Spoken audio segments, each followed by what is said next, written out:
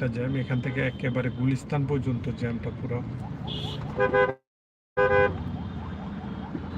আর ডানা রাস্তাটা একেবারে ফাঁকা। তো বন্ধুরা, আসলে আমাদের দেশে যানজট নিরসনের বিকল্প ব্যবস্থা কি হতে পারে, কিন্তু আসলে আমাদের যারা বিশেষজ্ঞ রয়েছে তাদের হয়তো মতামতটা জানি না আমি। কি একটা পরিকল্পনা হয়তো তারা করতে পারে ভবিষ্যৎ, যে আমাদের দেশে যানজট নিরসনের জন্য কি হবে আমাদের এই দেশের মানুষের ভাগ্যে।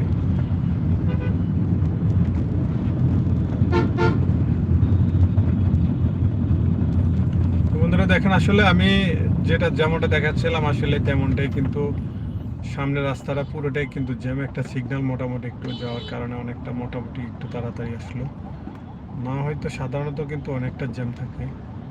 আর যারা বাইক রাইড করেন আসলে বেপরোয়া কিন্তু বাইকের যাত্রী, দেখেন একটা যাত্রী কিন্তু পিছনে একটা, মাঝখানে দুইজন বাচ্চা, আর কিন্তু সে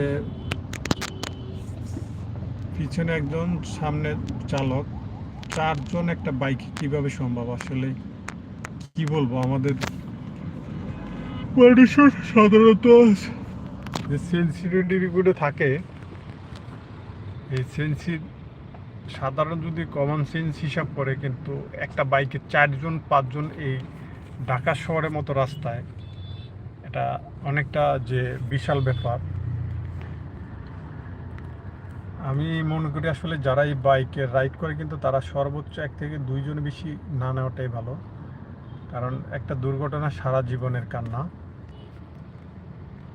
যে আমি কিন্তু মাঝখানে যে একটা দুইটা বাচ্চা কিন্তু এমনভাবে বসতেছিল যা আসলে অনেক চাপাচুপি করে বসার কারণে কিন্তু অনেকটা কষ্ট হয়েছিল, কিন্তু আসলে তারা বলতে পারতেছে না, তারপরে কিন্তু বাধ্য হয়ে যে যাওয়া লাগতেছে আমি দেখলাম।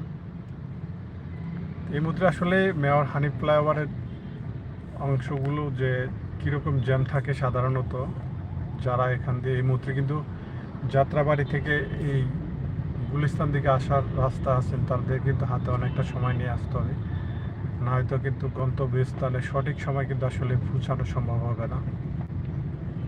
তো বন্ধুরা, আসলে যে যেখান থেকে দেখছিল সবাইকে অসংখ্য অসংখ্য ধন্যবাদ, যারা আমার সাথে থেকে আমাকে সময় দেওয়ার জন্য আর আমার লাইভটা দেখার জন্য অসংখ্য অসংখ্য ধন্যবাদ। এবং বন্ধুদের কাছে আমি অনেকটা কৃতজ্ঞ প্রকাশ করি। আসলে আমি সব সময় কিন্তু মানুষের জন্য আর জীবনের জন্য, আর এই স্লোগান বা সত্যের পথে থাকা আসলে চেষ্টা, আর সত্যের পথে থেকে কিন্তু সাধারণ কোনো কিছু করেও অনেকটা সম্ভব। আর অসৎ পথে কিন্তু লক্ষ মানুষের ভালোবাসা পেলেও কিন্তু সেই ভালোবাসা আসলে বেশি দিন থাকে না।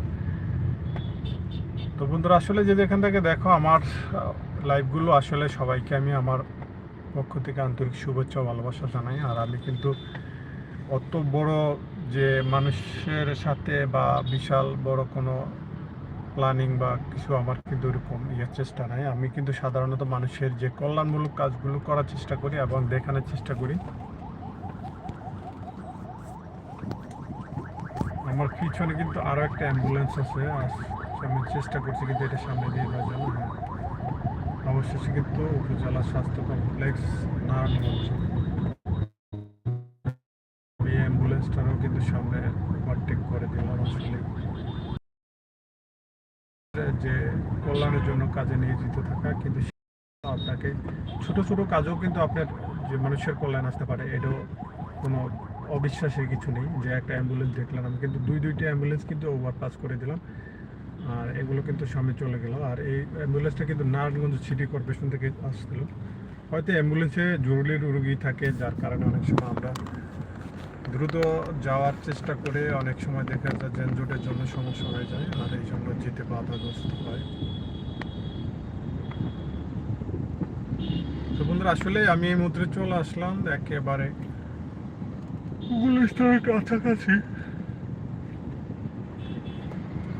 পুরো রাস্তাটা কিন্তু যানজট লেগেই থাকে, কিন্তু আর এই সময় কিন্তু জ্যাম থাকার কোনো কথা ছিল না, তারপরেও কিন্তু অনেকটা ছিল। সাধারণ 11 থেকে 12টার ভিতরে রাস্তাগুলো অনেকটা ফাঁকা থাকে, যেহেতু অফিস টাইম। আর অফিস টাইমে কিন্তু আসলে যে যানজট না থাকারই সম্ভাবনা বেশি থাকে, কিন্তু তারপরেও আমাদের দেশের যে নিয়মকানুন আসলে আমরা কিন্তু না মানার কারণে অনেকটা জ্যাম থাকে।